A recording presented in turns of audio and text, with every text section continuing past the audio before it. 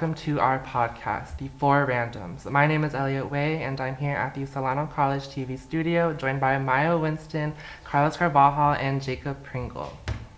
In our podcast today, we're going to be focusing on social media, or more specifically on why social media knows us so well. Throughout the podcast, we're going to begin by focusing on what information is being collected as we use social media, and then we'll focus on how that information is being utilized to influence the algorithms, and then we'll end by talking about the benefits and concerns when it comes to that. So now that I've introduced the topic for this podcast, let's begin by focusing on the foundation first. Before social media can even begin recommending videos or advertisements to us, it has to learn something about us first, and that begins when we come to make accounts. So when you guys first made your accounts on social media, what was some of the information that these platforms usually ask for when signing up? Well, usually it just asks for the obvious, like your name, your birthday, an email, phone number. Whether or not you give up your real name or not is up to you, but it'll ask for that. Yeah, I feel like it's the cold start of an application. So of course the basics, name, all that. And then once it gets into that, of course it starts to recommend you like, hey, look at this or this. And that's when it throws you like, what are your interests? What do you like? And even throws you like people you should follow according to what you like.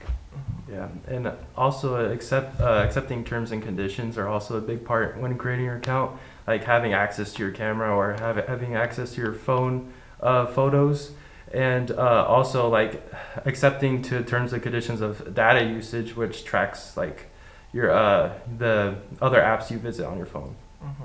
So all of those things are examples of information that we give directly or knowingly to the app when we sign up. But what about when we actually start using the app? What information do you think or know is being collected at that point? Well, again, just starting with the obvious, it's going to track what you like, what you comment on, if you save it like on Instagram or on TikTok. Yeah, like what Maya said, it just how long you spend on stuff. So on posts, like how long you stick to that post, or on a thing that you're not very interested with, how fast you scroll on it. So it shows like it will do like throw you more of what you like, and then get rid of the things that you don't like.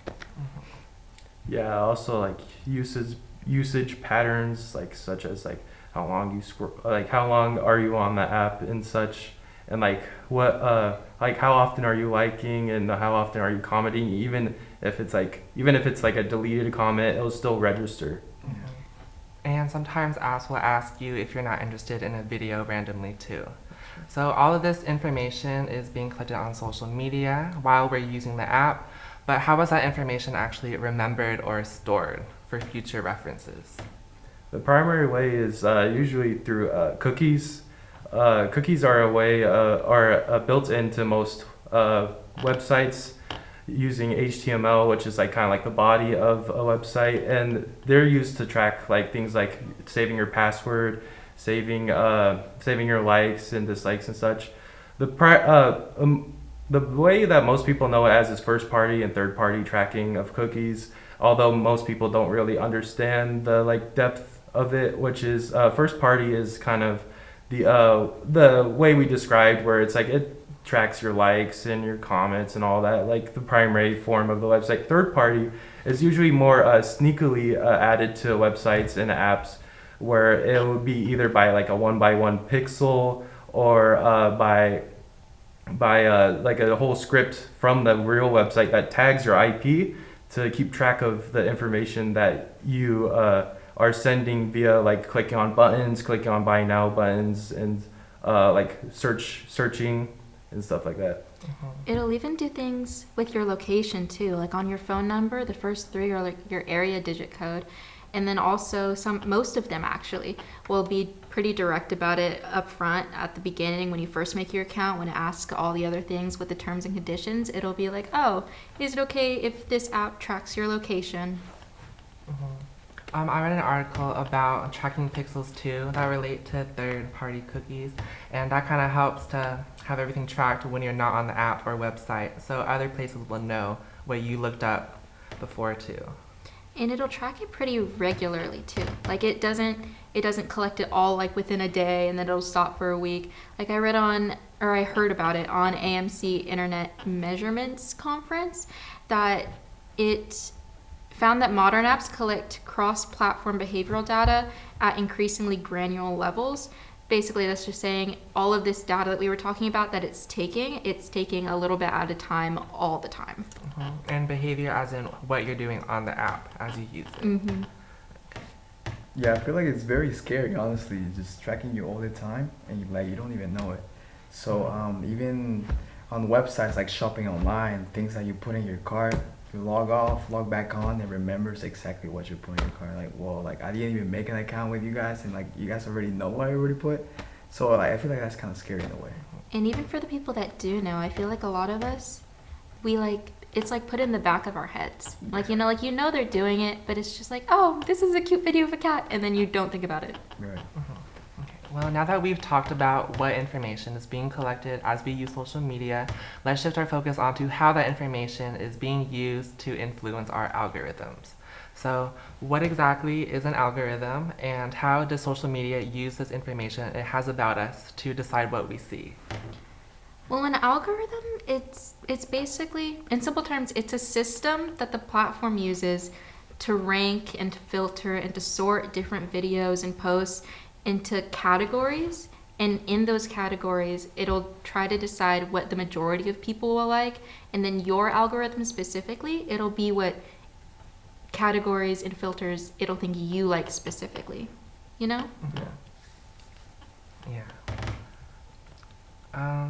Have any of you ever looked up something only just once, like a specific video topic or a product, and then suddenly started seeing it everywhere on social media or websites that you use? Yeah, for sure. I mean, I was in Facebook Marketplace looking for some cars, simple stuff, and then you go on Instagram, and then I start finding like dealerships, ads, and all that, and I'm like, this is crazy. Like, I came from Facebook Marketplace, and then on Instagram, so you can tell like somehow they're like connected to each other, so it knows what you like, so you can still stay like making sure you're still looking at that topic. Oh my gosh, yeah, I get that all the time. Like, I feel like all of my feed, or I'm mostly on TikTok, I feel, out of all the social media platforms. So when I'm on there, I feel like all of my feed, it's like I have like phases. Like when I first watched Project Hail Mary, a movie that came out recently, for like that week after, that's literally the only thing I got on like pretty much my entire feed. It was just edits and edits and edits of that movie. And then like a week later, it was just all about hair because I liked like 2 or 3 videos about it. And it was just like, oh my God, yeah, Maya's on her hair journey right now. Let's show her videos. Yeah. Also like recently I had to replace my old air fryer. I searched usually like Best Buy, bought an air fryer and such, and now I keep on getting ads of HelloFresh and Factor, which are cooking and like how to use your air fryer to cook like chicken breasts and stuff like that. And also to add on the like kind of like more informational side of like advertising and targeting ads and such.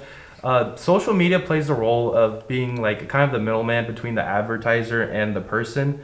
So they kind of they give out their information data like likes and stuff to advertisers, and advertisers are usually paying for these spots. That's why it kind of feels very quick to react to like things like, oh, this person was looking at gaming mouses. Oh, we got to get him getting gaming mouses, because that's social media's role, is to kind of be for the advertiser.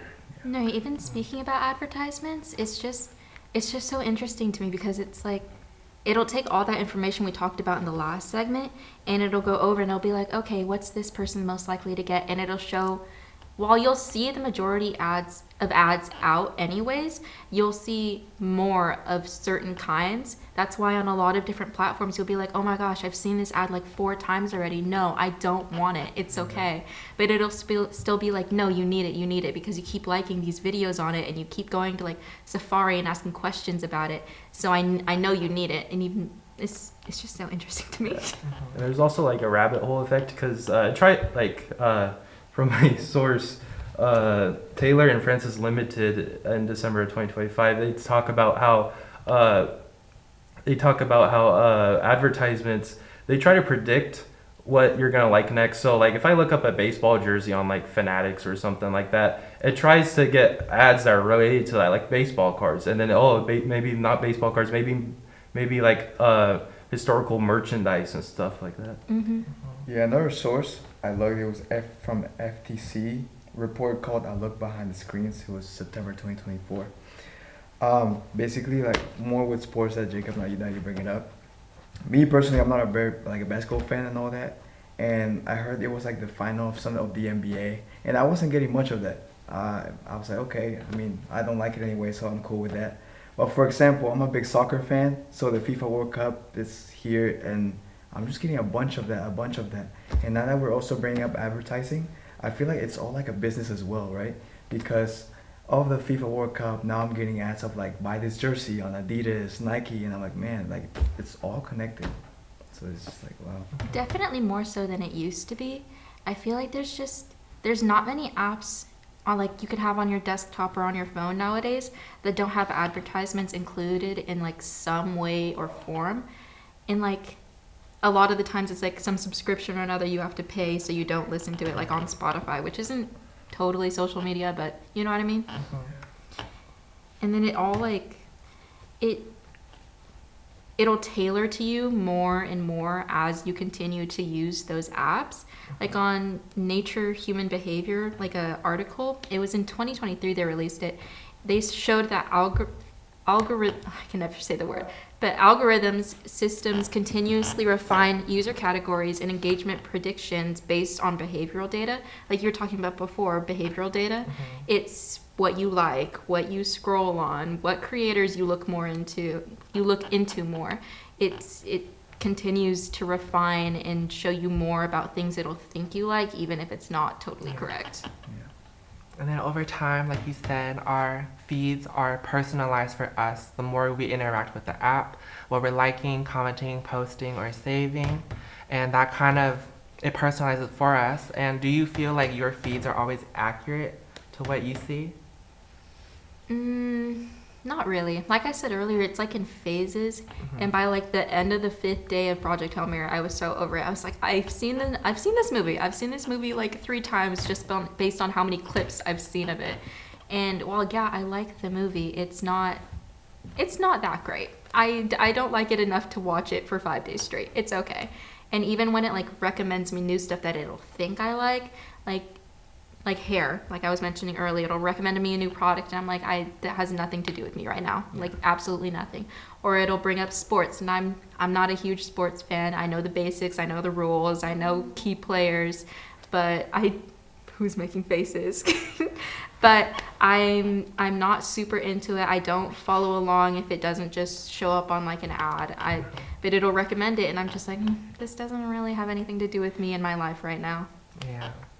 So those were all great examples of how algorithms recognize our interests and use that information to recommend similar content to keep us engaged or using the app for longer. Well, now that we've talked about how the information that's been collected when we use the app is used to influence our algorithms, let's focus on some of the benefits and concerns when it comes to personalized content. So, what are some of the benefits and concerns when it comes to that? Well, most of it just falls under convenience. It's easy to use, easy to look things up. You don't have to try hard to find things that you like if it already knows what you like.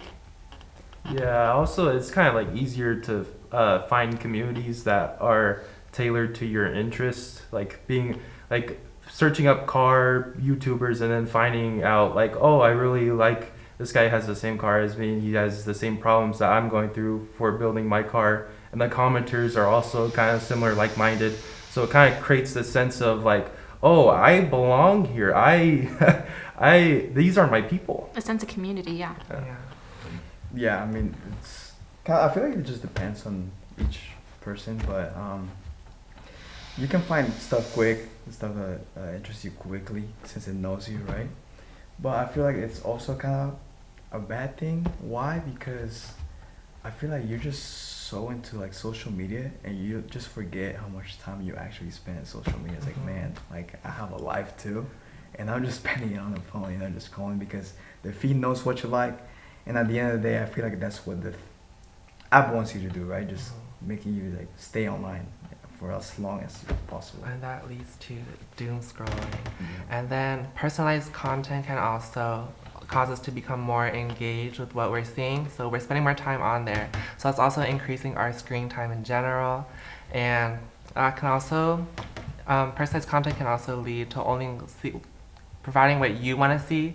So you're not getting like different viewpoints on certain things. And sometimes it can lead to things like echo chambers.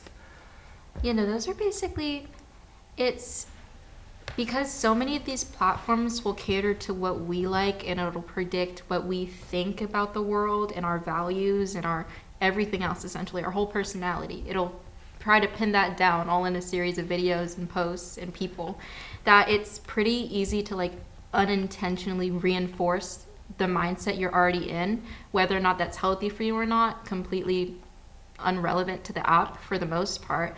It'll just continue to reinforce those ideas and those values within you without showing you anything else from like the other side or another person's shoes, to put a reference in there. But it's just, it's so easy to get lost in your feed and in your algorithms and to only see your perspective. And then our feeds can also influence how we feel, like depending on the content we're seeing. Sometimes on TikTok you can see like reposts or something else, and so you can kind of get a general idea about what that person's like, maybe how they're feeling. Sometimes it's not like what it seems like. Sometimes they're just doing it jokingly, but you never know. And then going back to engagement, there's also things like the blue light effect, and that can cause eye strain over time, and it also disrupts your sleep cycles as well.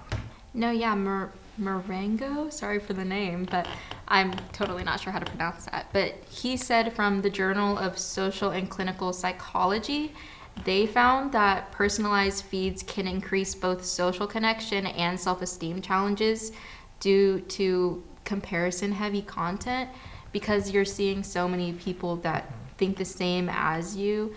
Even if it's in a good or a bad mindset, it's so easy to get lost in like, oh my gosh, why don't I look like them? Oh my gosh, they're so much better at what they're doing than what I'm doing, you know? Yeah. Also, social media kind of establishes, like, from my article, Emerald Group Publishing by Kong Iwan in 2022, a lot of people are experiencing paranoia from just like an ominous, like, big company having this much information on not only just you, but like your friends, your family, and all that. And it kind of relates to like the increase of people like kind of slowly like jumping around from site to site. Like an increase in the article, it explains like an increase from people jumping around site to site from 2023 to 2020, or from 2021 to 2022. It kind of increased from people jumping around, and that's kind of like a negative, because like you might be missing out on like other algorithms that might be better suited for you, or other communities and such. Yeah, it's scary. Like, I think Carlos mentioned it earlier about how it's just these corporations and these platforms, they just know so much about us, not even just like what we like. They know, they have our emails, they have our phone numbers, they have our, whether it's your real name or not, they have your names, they have your birth dates, so much information, and it's just like you don't really think about it because they ask for it like a little bit at a time. It's like, oh, why don't you just put in this basic information so that we can start your account? And then, oh, a couple minutes later, oh, can I have your location? Can agree to these terms before we continue, and stuff like that. It piles up, and you don't think about it until you think about it, and it's just like, that's a lot of information for some random in like Texas or New York to have about me. And then sometimes they'll ask you to re-verify your information, especially your phone number, like on sites like Twitter. They ask that a lot. Yeah. And also your email, depending on the app too. Okay, well, that brings us to the end of our podcast on why social media knows us so well. We discussed how information is being collected, how that information is being utilized to influence our algorithms and what we see, and the benefits and concerns when it comes to personalized content. I'm Elliot Way, the moderator for this podcast, joined by Maya Winston, Carlos Carbajal, and Jacob Pringle, and we hope that this podcast has given you a better understanding on how social media shapes what we see every day. Thank you for watching.